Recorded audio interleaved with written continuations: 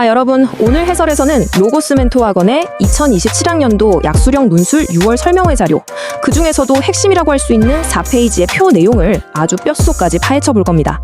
보통 우리 입시 전략 세울 때 대학별 커트라인이나 내신 반영 비율 이런 숫자들 엄청 따지잖아요. 그런데 오늘 자료를 분석하다 보면 진짜 놀랍고도 치명적인 숨은 변수 하나를 딱 마주하게 됩니다. 그게 뭐냐고요?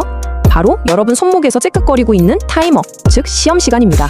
오늘 이 시간에는 2027학년도 약수령 논술을 실시하는 15개 대학의 시험 시간과 문항수를 집중적으로 해부해서 여러분이 어떻게 전략적 우위를 가져갈 수 있는지 그 비법을 싹 다 풀어드리겠습니다. 본격적으로 표를 보기 전에 꽤 도발적인 질문 하나 드릴게요.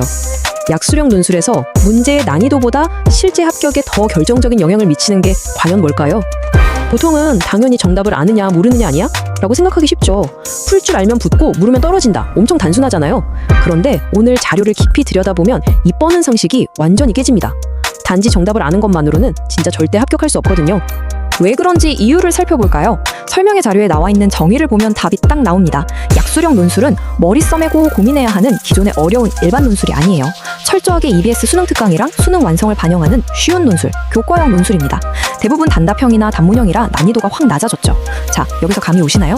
문제가 상대적으로 쉽고 멀릴지 뻔히 보인다면 합격과 불합격을 가르는 진짜 싸움은 문제 난이도가 아니라는 뜻입니다. 네, 바로 그 숨은 변수가 오늘 우리가 딥다이브할 시간입니다.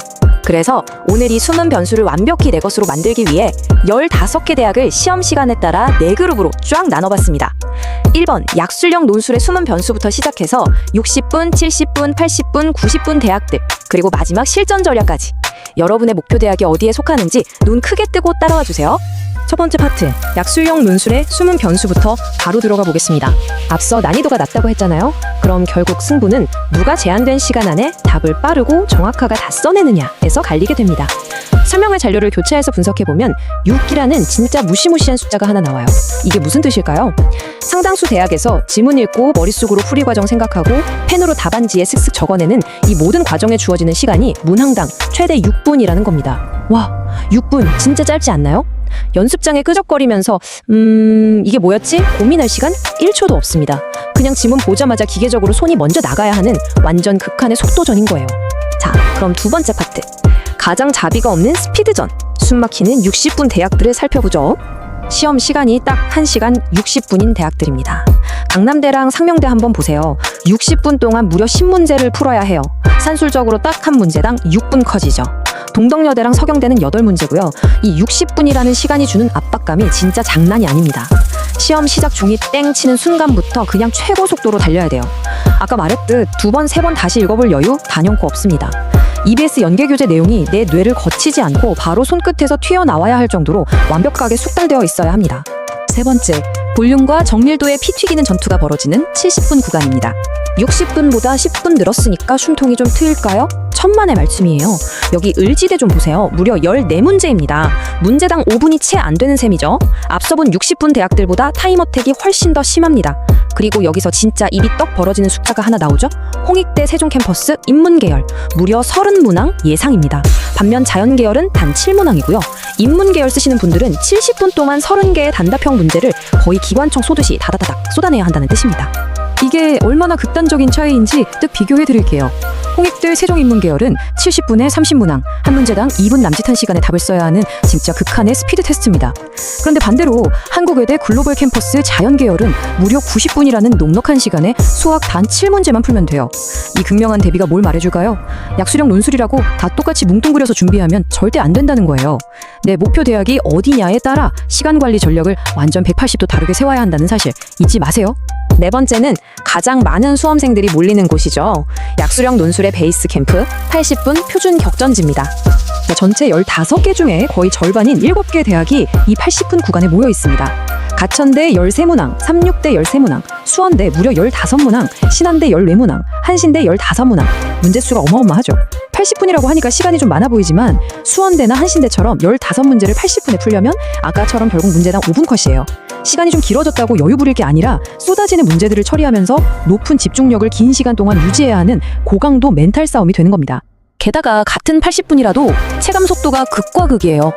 여기 차트를 보시면 한국공학대는 수학 9문제잖아요?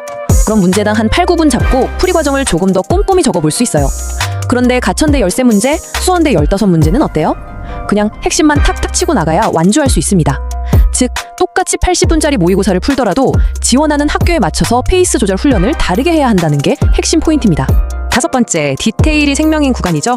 90분, 깊이의 차이입니다. 자, 가장 넉넉한 90분을 주는 대학은 국민대 신문항, 한국외대 자연계 칠문항, 딱 두 곳입니다.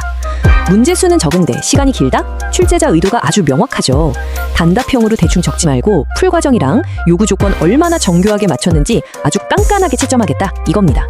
이 구간에서는 무조건 빨리 푸는 게 능사가 아니에요. 감점을 얼마나 최소화하느냐, 그 디테일한 답안 작성 능력이 합격을 결정짓습니다. 마지막 6번째, 이제 배운 걸 써먹어야죠. 합부를 가르는 진짜 실전 전략입니다. 지금까지 본 4페이지 표 내용을 바탕으로 행동 지침을 정리해 볼게요. 첫째, 난이도가 낮으면 무조건 속도가 생명이다.